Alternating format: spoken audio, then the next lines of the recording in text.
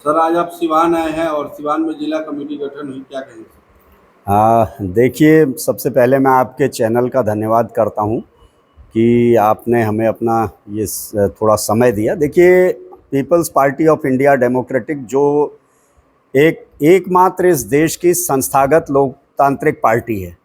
हम लोग 18 राज्यों में इस समय पार्टी का संगठन खड़ा हो चुका है। हर राज्य में हम लोग आहिस्ता आहिस्ता चुनाव लड़ रहे हैं और पार्टी का विस्तार कर रहे हैं।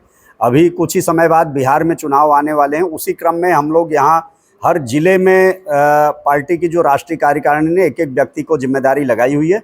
सिवान जिले के लिए मेरी भी जिम्मेदारी लगाई हुई है। मैं इस समय People's Party of India Democratic का राष्ट्रीय संगठन सचिव हूँ और उत्तराखंड का प्रभारी हूँ, लेकिन यहाँ सिवान जिले में मुझे भेजा गया। आज हमने पार्टी के संगठन को यहाँ पर दुरुस्त किया है और उसको पूरी कार्यकारिणी बनाई है। हम लोग पूरे मजबूत इरादों के साथ जो ये 2025 का चुनाव है, सभी सीटों पर, बिहार की सभी सीटों पर हम चुनाव लड़ेंगे।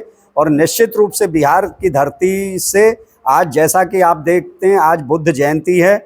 बुद्ध एक समय 2500 साल पहले बुद्ध का यहाँ से ज्ञान का प्रकाश फैला था। उसी तरीके से आप देखेंगे कि आज पूरा देश में जो हमारी संवैधानिक व्यवस्था है, जो मानवतावादी व्यवस्था है, उसको खत्म करने के लिए कुछ संकीर्ण ताकतें जुटी हुई हैं और वो इसको समाप्त करना चाहती हैं। लेकिन ये बिहार की धरती से फिर से 2025 में एक पूरी दुनिया के लिए और भारत के लिए एक मैसेज जाएगा और यहीं से एक नया उद्घोष होगा कि संवैधानिक भारत, मानवतावादी भारत के निर्माण की ओर भारत फिर से आगे बढ़ेगा और यहाँ से हमारी सीटें निकलेंगी। हम लोग अधिक से अधिक सीटों पर सफलता दर्ज करेंगे, यही हमें यकीन। बिहार में कितने सीटों पर चुनाव लड़ेंगे? 243? बिहार में हम लोग पूरी तैयारी में हैं कि 243 सीटों पर चुनाव लड़ेंगे।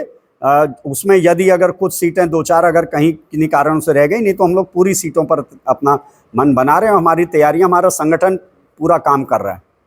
बिहार के लिए सर क्या मुद्दा रहेगा मेन?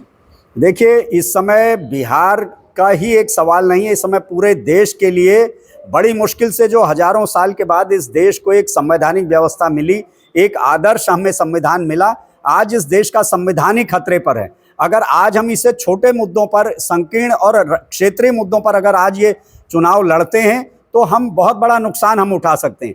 हमें आज इस चुनाव को राष्ट्रीय परिप्रेक्ष्य में देखने की जरूरत है। जब छोटा छोटा हम राज्यों से ये इस मुद्दे को अगर उठाते हैं, लड़ते हैं कि देश में सबसे पहले हमारी संवैधानिक व्यवस्था की सुरक्षा की जरूरत है। और बिहार के जो स्थानीय मुद्दे आप देख ही रहे हैं, क्या हुआ आज तक बिहार में? केवल परिवारवाद के अलावा यहाँ पर कुछ नहीं हुआ है। केवल चंद परिवारों ने अपने परिवार, रिश्ते, नातेदारों को टिकट देने के अलावा कुछ नहीं किया। जनता आज भी हाशिए पर है।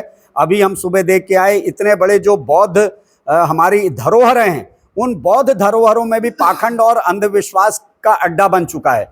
वो सारे बौद्ध जो केंद्र हैं, जो ज्ञान और तर्क के केंद्र होते थे, जो वैज्ञानिक सोच के केंद्र होने चाहिए थे, उनमें भी सारा धर्मांधता और आडंबर भर चुका है। लेकिन यहाँ की सरकारें वो उसको बढ़ावा दे रही हैं, अंधविश्वास को बढ़ावा दे रही। तो एक वैज्ञानिक तार्किक बिहार बनाएंगे और एक वैज्ञानिक तार्किक और प्रगतिवादी देश हम बनाएंगे, यही हमारा एजेंडा। को लेकर के इशारा आप कहां दे रहे हैं? लालू प्रसाद सिर्फ देखिए, सिर्फ एक पार्टी नहीं, यहाँ सभी आप देख सकते हैं, चाहे कांग्रेस हो, चाहे आरजेडी हो, अन्य जो भी पार्टियां हैं, यहाँ परिवारवाद से आगे आज तक नहीं बढ़ पाई हैं।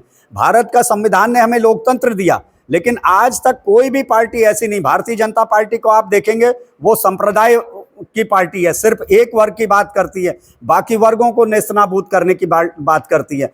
अन्य जो पार्टियां, वो एक परिवार से आगे नहीं बढ़ी, अपने परिवार, रिश्ते, नातेदारों को टिकट देने के अलावा कुछ नहीं करती। जबकि भारत जो चलता है वो लोकतंत्र पे चलता है। हमारा संविधान हमें लोकतंत्र देता है, तो हम लोग लोकतांत्रिक व्यवस्था स्थापित करेंगे। परिवारवादी, जातिवादी, सांप्रदायिक, संकीर्ण सोचवादी सारी पार्टियों का समापन होगा और एक लोकतांत्रिक संवैधानिक भारत का निर्माण होगा और वो बिहार की धरती से होगा।